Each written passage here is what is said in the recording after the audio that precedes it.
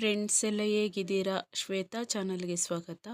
ಇವತ್ತು ಸೂಪರ್ ಆಗಿರೋ ಪಾಸ್ತಾ ಮಾಡ್ತಾ ಇದ್ದೀನಿ. ಪಾಸ್ತಾ ಅಂದರೆ ಯಾರಿಗೆ ಇಷ್ಟ ಆಗಲ್ಲ ಹೇಳಿ? ದೊಡ್ಡೋರಿಂದ ಚಿಕ್ಕವರವರೆಗೂ ಇಷ್ಟ ಆಗುವಂಥ ಪಾಸ್ತಾ.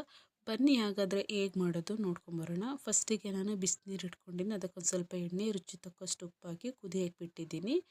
ಇದಕ್ಕೆ ನಾನು ಪಾಸ್ತಾ ಈ ಶೇಪಲ್ಲಿರೋ ಪಾಸ್ತಾ ತೊಗೊಂಡಿನಿ. ನೀವು ಯಾವ ಶೇಪ್ ಬೇಕಾದರೂ ತೊಗೋಬೋದು.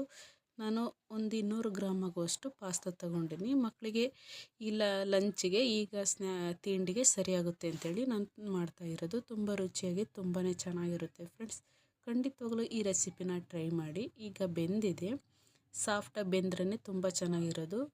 ಹೊರಟಾದರೆ ಅಷ್ಟು ಚೆನ್ನಾಗಿರೋದಿಲ್ಲ. ಈಗ ಸಪ್ರೇಟ್ ಮಾಡ್ಕೊಳ್ಳೋಣ.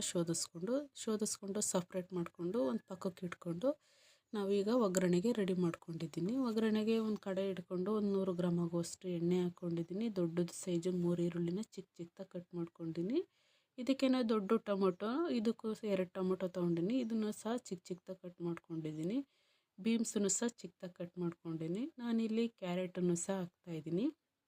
ನೀವು ಬೇಕಿದ್ರೆ ಸ್ವಲ್ಪ ಹಸಿ ತೊಗರಿಕಾಯಿ ಆಯ್ತು, ಇಲ್ಲಾಂದರೆ ಹಸಿ ಬಟಾಣಿನಾರತ್ತು ಹಾಕಿದರೆ ಟೇಸ್ಟ್ ಚೆನ್ನಾಗಿರುತ್ತೆ. ಮಕ್ಕಳು ಇಷ್ಟ ಆಗಲ್ಲ ಅಂತೇಳಿ ಬೇಡ ಅಂತ ಹೇಳಿದರು, ಹಾಗಾಗಿ ನಾನು ಹಾಕ್ತಾಯಿಲ್ಲ.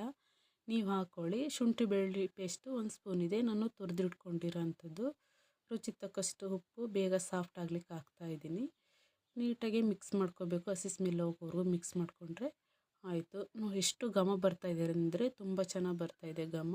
ನಾವು ಲಾಸ್ಟಲ್ಲಿ ಒಂದು ಅರ್ಧ ಕ್ಯಾಪ್ಸಿಕಮ್ಮು ಸಹ ಹಾಕ್ತಾಯಿದ್ದೀವಿ, ಆಪ್ಷನಲ್ಲು. ನೀವು ಬೇಕಿದ್ರೆ ಹಾಕ್ಕೊಳ್ಳಿ, ಇಲ್ಲಾಂದರೆ ಸ್ಕಿಪ್ ಮಾಡಿರಿ.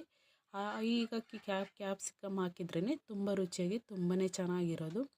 ಒಂದು 2 ನಿಮಿಷ ಹಿಂಗೆ ತಿರುಗಿಸ್ಕೊಂಡ್ರೆ ಸಾಕಾಗುತ್ತೆ. ಇದಕ್ಕೇ ನಾನು ಒಂದು ಅರ್ಧ ಸ್ಪೂನ್ ಧನಿಯಾ ಪುಡಿ, ಒಂದು 3/4 ಸ್ಪೂನ್ ಖಾರದ ಪುಡಿ, ಒಂದು ಸ್ವಲ್ಪ ಅರಶಿನದ ಪುಡಿಯನ್ನು ಸಹ ಹಾಕ್ಕೊಂಡಿನಿ.